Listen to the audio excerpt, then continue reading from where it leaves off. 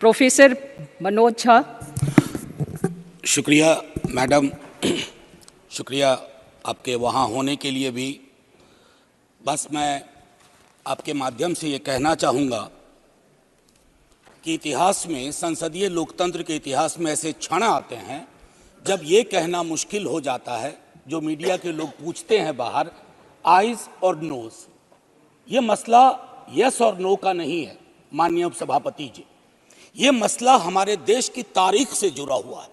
ये मसला इस बात से जुड़ा हुआ है जो प्रधानमंत्री जी ने अभी बीते दिनों सेंट्रल हॉल में कहा था, कैनवस बड़ा होगा, आकृति बड़ी होगी।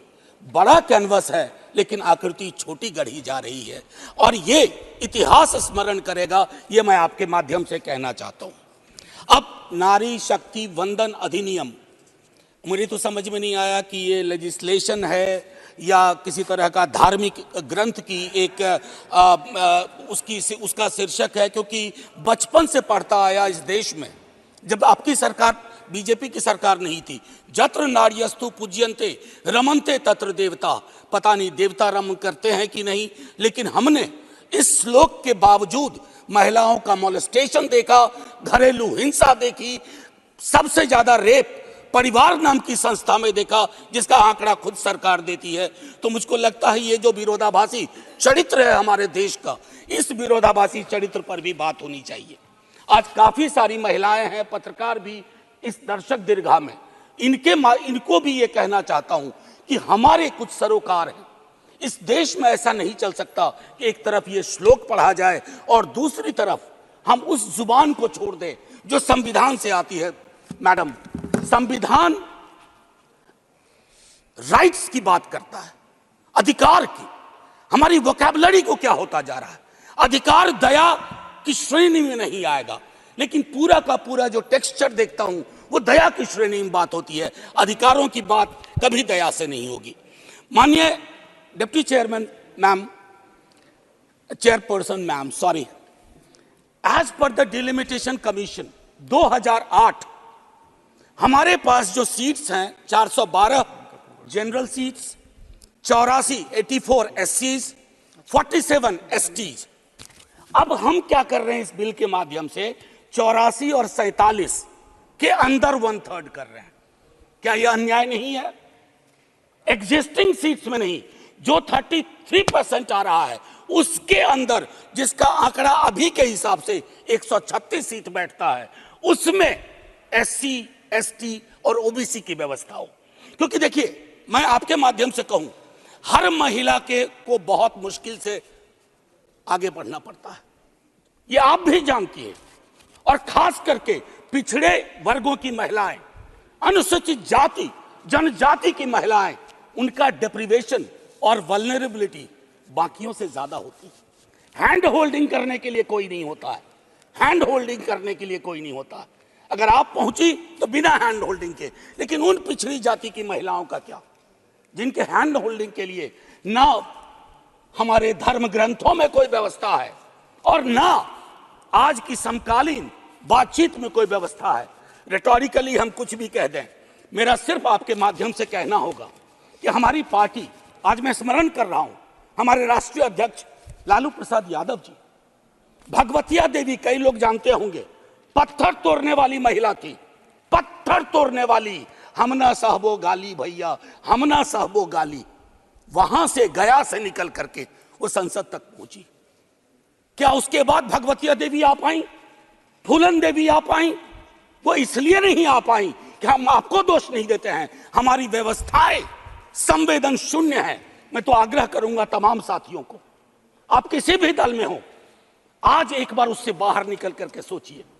यह ऐतिहासिक क्षण सचमुच ऐतिहासिक होगा अगर हमने आज इतिहास को व्यापक कैनवस पर देखा, जो प्रधानमंत्री जी कहते हैं। और प्रधानमंत्री जी की कथनी और करनी में फासला नहीं होना चाहिए, और यह फासला इसलिए नहीं होना चाहिए कि बड़े दूर फासले पे लोग खड़े हैं, अत्यंत पिछड़ी जातियों के लोग। मैडम, आप, अगर आपके माध्यम से मेरी बात पहुंच रही हो, तो आज मैं आग्रह करूंगा तमाम साथियों से, चिंता न करिए दलीय व्हिप की। दलीय व्हिप समाज की व्यवस्था पे भारी होना चाहिए। इसलिए मैंने कहा समर्थन विरोध नहीं, आज भी मौका है इसको सेलेक्ट कमेटी में भेज करके एससी एसटी और ओबीसी को इनकॉर्पोरेट किया जाए। नहीं, आज हम नहीं करेंगे, हम ऐतिहासिक गुनहगार होंगे।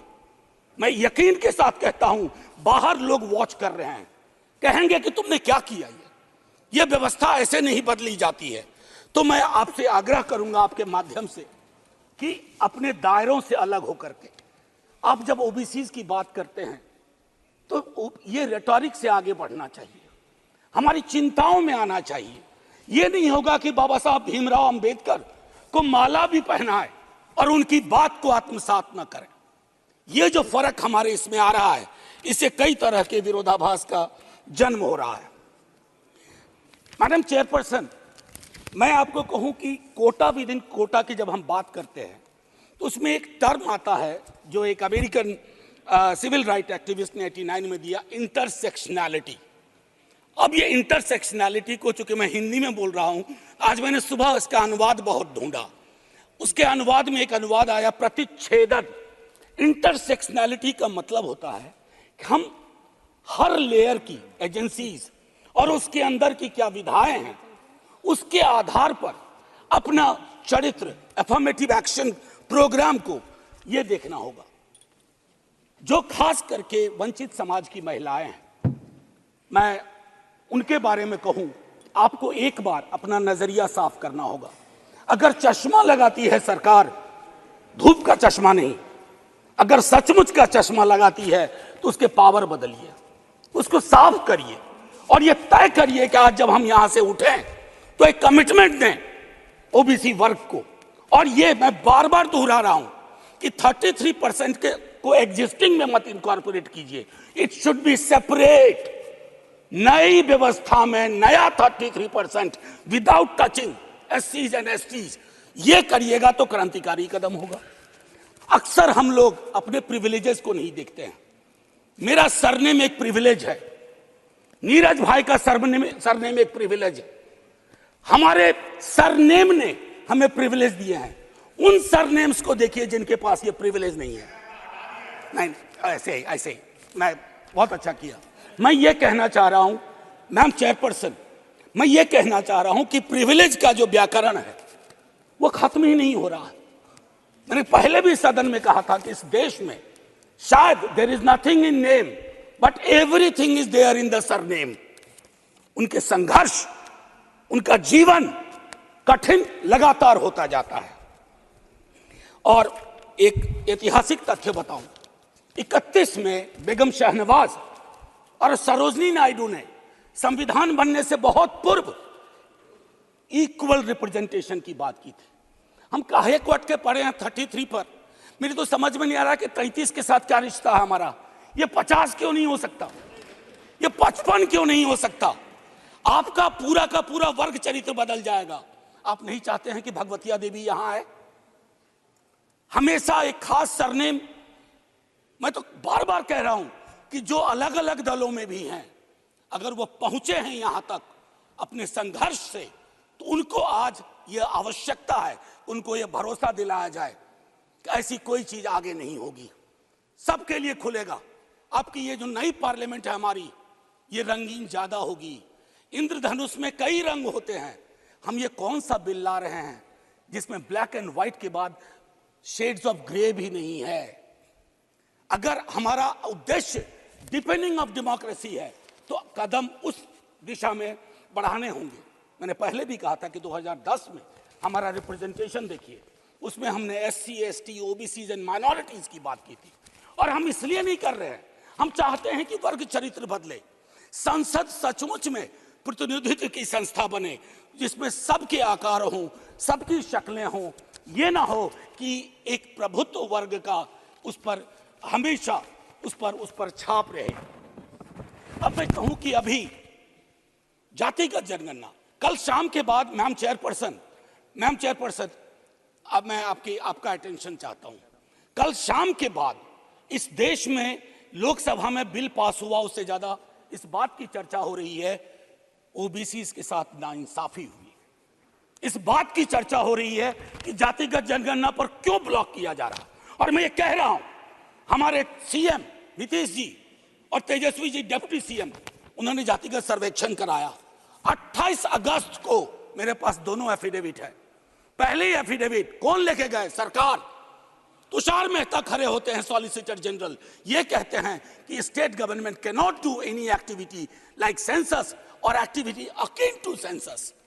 लेकिन शाम तक जब अप्रोर होता है, दूसरी एफिडेविट आती है, कहती है गलती से वो पैराग्राफ लग गया था। सरकारें ऐसी गलतियां नहीं करती हैं, ये मानस करवाता है, ये प्रेजुडिस माइंड करवाता है। मैम चेयरपर्सन, बस ज्यादा नहीं लूंगा। मैंने कई संशोधन दिए हैं मैडम चेयरपर्सन, मैंने कई संशोधन दिए हैं। उन संशोधनों पर भी सरकार विचार करे। हाथ जोड़ के कहता हूं, आपका कुछ भी नहीं बिगड़ेगा। हृदय विशाल रखना चाहिए। छोटे मन से, आप ही के बड़े नेता कह गए थे, छोटे मन से कोई बड़ा नहीं होता। कैनवास पे बड़ी लकीर खींचिए। और मैं आखिरी में एक बात कह के खत्म करूंगा कि गले मिलकर गला दबाने की कोशिश ना हो। मैम चेयरपर्सन, 1 मिनट, एक कविता लेके आया था, उसके पहले गले मिलकर गला ना दबाइए। और ये कविता पढ़ के खत्म करूंगा और जय हिंद बोल दूंगा। ये ओम प्रकाश वाल्मीकि जी का है। इसमें जो प्रतीक हैं वो किसी जाति विशेष के लिए नहीं है, क्योंकि हम सब के अंदर एक ठाकुर है जो न्यायालयों में बैठा हुआ है, विश्वविद्यालयों में बैठा हुआ है, संसद की दहलीज को वो चेक करता है। तो कविता कुछ यूं है। चूल्हा मिट्टी का, मिट्टी तालाब की, तालाब ठाकुर का, भूख रोटी की, रोटी बाजरे की, बाजार खेत का, खेत ठाकुर का, बैल ठाकुर का, हल ठाकुर का, हल की मूठ पर हथेली अपनी, फसल ठाकुर की, कुआं ठाकुर का, पानी ठाकुर का, खेत खलिहान ठाकुर के, गली मोहल्ले ठाकुर के, फिर अपना क्या, गांव, देश, शहर। और मैं फिर से क्लैरिफाई करता हूं, वो ठाकुर मैं भी हूं, वो ठाकुर संसद में है, वो ठाकुर विश्वविद्यालयों में है, वो ठाकुर विधायिका को कंट्रोल करता है। इस ठाकुर को मारो जो हमारे अंदर है। जय हिंद मैम, जय हिंद।